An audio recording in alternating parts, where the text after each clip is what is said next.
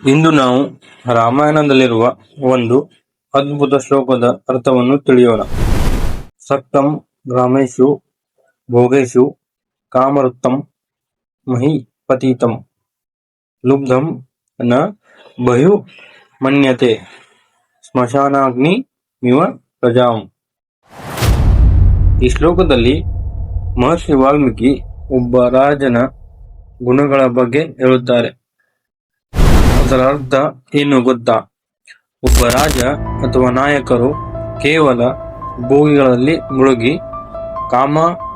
ಕಾಮಾಸಕ್ತನಾಗಿ ಸ್ವಾರ್ಥ ಮತ್ತು ಲೋಭದಿಂದ ನಡೆದುಕೊಂಡರೆ ಅವನನ್ನು ಜನರು ಗೌರವಿಸುವುದಿಲ್ಲ.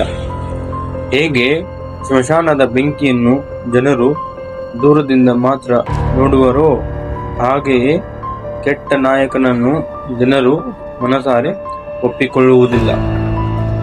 ಈ ಶ್ಲೋಕ ಕೇವಲ ಹಳೆಯ ಕಾಲಕ್ಕೆ ಮಾತ್ರ ಅಲ್ಲ, ಇಂದಿಗೂ ಜೀವನಕ್ಕೂ ತುಂಬಾ ಅನ್ವಯಿಸುತ್ತದೆ.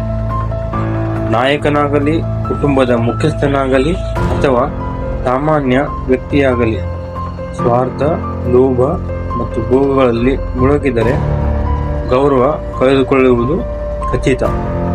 ಆದರೆ ಧರ್ಮ, ಪ್ರಾಮಾಣಿಕತೆ ಮತ್ತು ಜನರ ಬಗ್ಗೆ ಕಾಳಜಿ ಇಟ್ಟರೆ ಅವನಿಗೆ ನಿಜವಾದ ಮಾನ ಸಿಗುತ್ತದೆ.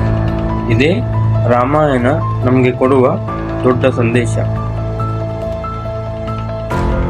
ರಾಮಾಯಣ ಕೇವಲ ಕಥೆಯಲ್ಲ, ಅದು ಜೀವನ ನಡೆಸುವ ಮಾರ್ಗ.